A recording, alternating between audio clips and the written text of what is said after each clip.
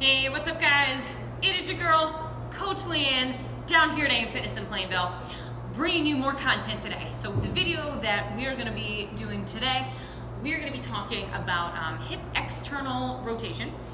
So some of us may find that we have more internally rotated hips and some of us may have more externally rotated hips, so internally rotated versus externally rotated. The first thing we need to do is kind of test that out.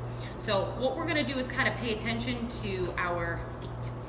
We're gonna lay on our back because this is gonna remove all of the tension in all of our muscles.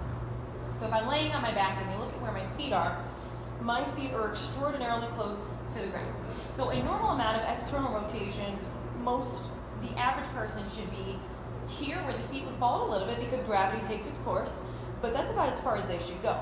My relaxed position is here. So what it tells me is that my hips are extremely externally rotated. So what happens when my hips externally rotate like that, the femoral head is kind of, when it rotates, it's pushing forward and up out of the socket. Part of that issue is that there's tightness in my external rotators that are pulling me into that position. There's also weakness in my internal rotators and also in my hip muscles that aren't keeping my hip located in my socket the way that they should. So for instance, one of the biggest issues is that I have great hip mobility, but almost too much. So I can, get very far into my, hip flexor stretch or, get very low to the ground and things like that. But because of this, my psoas has been stretched out and it's very weak and it's not tight enough to hold the hip into the correct position. So the psoas forms kind of a wall over the femoral head, and it helps to keep the hip bone in place. And part of that is also the deep internal stabilizers in our hips. A lot of those are also kind of weaker for me. So what I need to do is to mobilize my external rotators, and I then need to activate my internal rotators, and I also need to activate the psoas and those deeper muscles in my hips to try to avoid some of this and to fix some of this. So the first thing that we need to do is mobilize. So I'm going to grab myself a lacrosse ball. If you prefer a foam roller, you can start off with that, but I always recommend coming back to lacrosse ball because it's much more dense and it has less surface area, so it's better for me because I can find where the tightness truly lies. So when I'm, spending a little bit of time on each piece of my IT band, and when I get into, my glutes and my piriformis, when I find the one spot, like if this is the part that really hurts, then I can identify and I can say, okay, that's where the tightness lies. That's the part that I really need to work out. So if you need to start with a foam roller, start with a foam roller, but I would recommend working up to this. So in order to hit my IT band, I need to come onto my side. So say I'm laying on my side, I want to be right on the outside of my leg, so I put the softball right underneath and I cross my foot over. Now for some of us it's going to be very painful on the lacrosse ball, so as I say, if you need to start with a foam roller, start with a foam roller, but this is where we want to end up. So we want to try to lift the foot up off the floor, and we would spend 10 to 30 seconds or so on each piece. So I would kind of roll to the next spot, and I would roll to the next spot, and I would roll to the next spot to try to kind of find where that tightness is. So I would go from just above the knee to just below the hip, kind of moving up and down again in like 10 to 30 second increments. And obviously I'm moving a little bit quicker than that just so you can see what I'm looking for. But I want to try to go up and down as much as possible. With the lacrosse ball, your foot's going to touch the ground a little bit because it's hard for me to pick my leg up that much, but that's okay. The goal is still not to just totally relax on it, but to try to keep the leg up as much as possible. So when you find that spot that really hurts, spend a little extra time on it and roll it out a little bit more. So once I've hit my IT band, then I'm going to move up into the piriformis. So I'm going to sit on my right butt cheek. I'm going to cross my right leg over so that my ankle is crossed over my knee, and I'm going to try to lift my left arm up. So from here, I'm going to rotate into the ball. So specifically what I'm looking at here is my piriformis. So it's a very small muscle that runs just this way across the butt. So I'm here, and I want to go back and forth to try to dig into that muscle as best I can. So because it's not a huge amount of area, it shouldn't take me as long, but I still want to try to go back and forth, find those individual pieces, spend 10-30 seconds or so on each piece, find where it really hurts the most, spend a little extra time there, and try to work out some of those knots. So we would do that on both sides, assuming that my external rotation is equally bad on both sides. And you can see that my right is worse than my left, but they're both, if I'm supposed to be here, but I'm here, that they're both something that I need to work on. So I would do both of those sides first, make sure I'm nice and mobile. After that, we move to the activation move. So the first muscle that I want to activate is my adductors, because that's what's internally rotating my hips.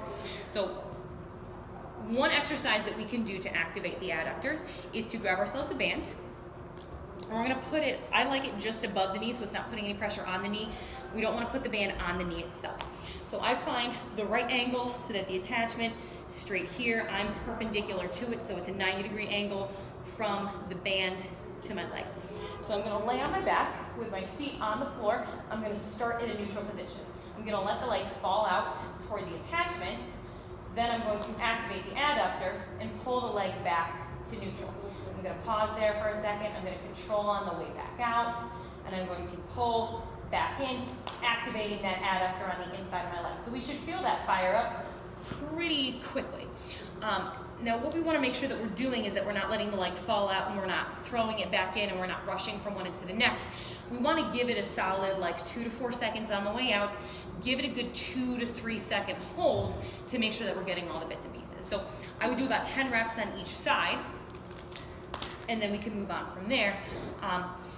The next muscle that we want to activate is the psoas. So ideally we're leaning up against something. I apologize, I'm cutting off my head here.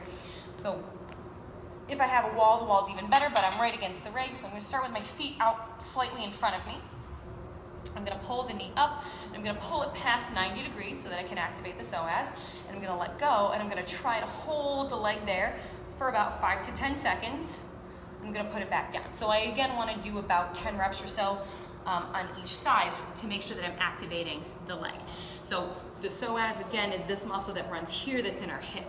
So it may feel kind of uncomfortable because we don't do that super often, but this is a great one for us to make sure, because again, that psoas, it acts as a wall to keep the femoral head in place so that it doesn't come out of the socket and we don't wind up having things like labral tears. So that one's a really important one for us to activate in that situation.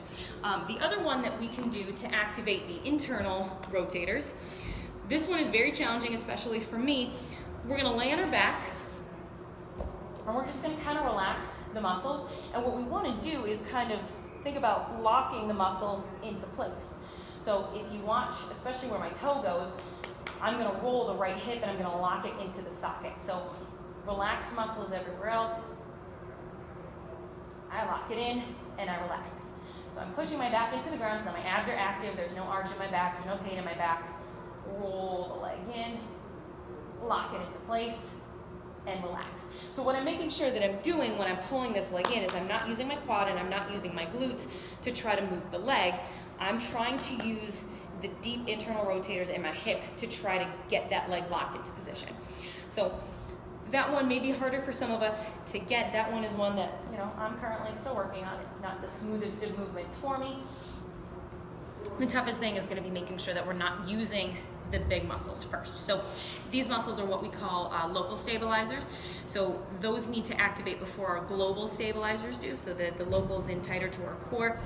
They're smaller muscles. The global stabilizers are bigger muscles.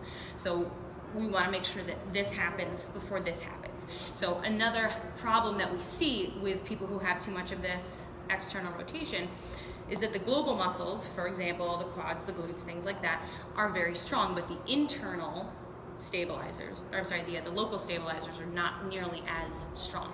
So if you've come to the point where your global muscles are taking over for the local muscles, then we're gonna run into problems like this. So to make sure that our local muscles are strong enough, this is one of those great exercises to do. Make sure that we're on our back, and I would do, again, I'd probably do about 10 on each side. If you have the time, 3 sets of everything is the best way to get ourselves activated. I would do it before, you know, every workout to make sure that we're active first. So go ahead and give those things a try. If you have any questions, go ahead and ask any one of your coaches and we will help you out. Otherwise, we'll see you guys later.